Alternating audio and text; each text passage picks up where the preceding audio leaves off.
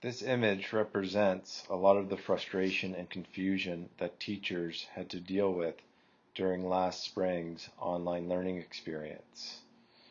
Using new tools that we were unfamiliar with was extremely challenging.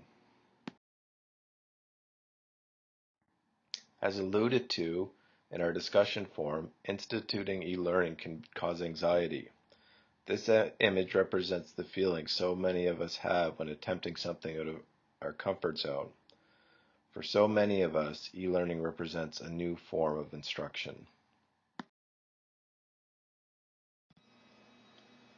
But after talking with many other teachers, I realized I was in the same position as so many others, and that we are all in this race together to ensure that our students have the availability of learning, whether it be online or whether it be in physical classrooms. In terms of this course, this image represents the discussion we had on perspectives in Unit 1. As you can see, as educators, we can go in many different directions in activity design. What often influences in what direction we go is what we value as educators. Unit 1 was also our introduction to using the discussion forum in this course. With this, we were given the opportunity to discuss many different ideas and themes in relation to what we do as educators. In Unit 1, there was mention of Socrates' concern that writing over a dialogical approach would actually decrease one's memory. Historically speaking, educators have been resistant to change, which is a reason education has long been seen as a laggard in the adoption process. In Unit 2, we discussed the importance of motivation in designing e-learning activities. One way to do this is to align context to both your learners and to the learning objectives, so it can be a useful tool rather than a diversion.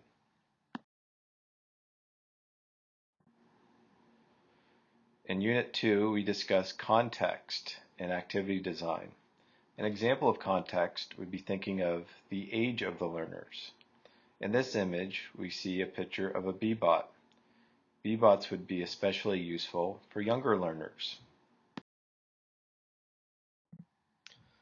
An important theme discussed in Unit 3 when designing our own activity was being aware of the digital divide that sometimes is created through e-learning.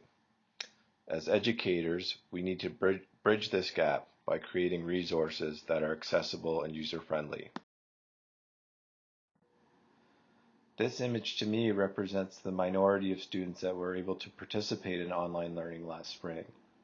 In our discussion forum, we discussed some of the challenges that remain in designing activities that can be accessible to all of our students and not only a few.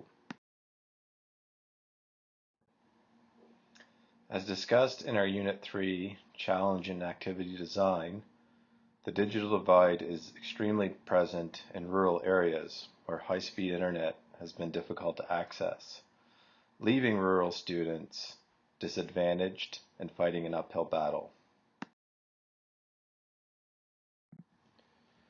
When designing my online activity for my EAL students, I wanted to design something that would stick with my students and that they would catch on to.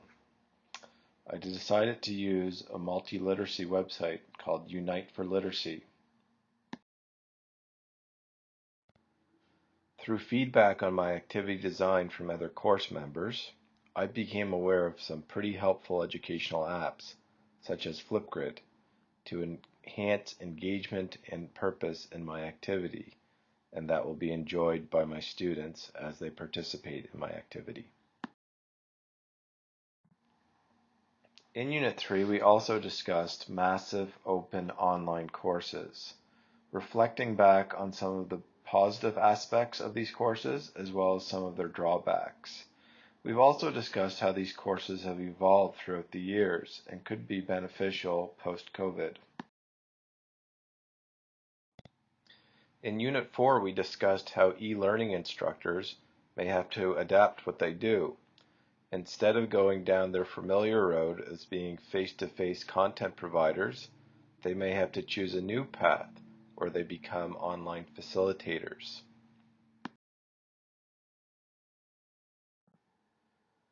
In this course, there was a lot of collaboration with a common goal.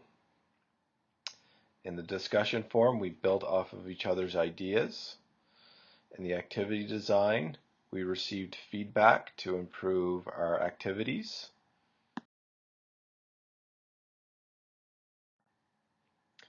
And with this, we have been able to put together some practical applications to online activity designs that can be used in our classroom. We are stronger working together than we are as one.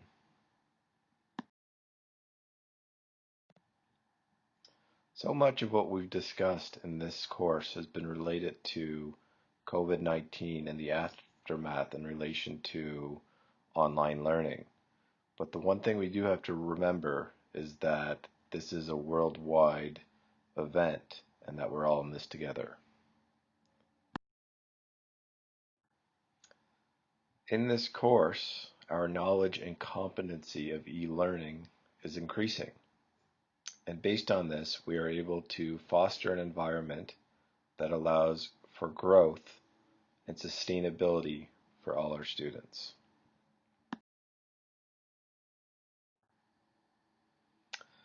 With e-learning design can come some challenges.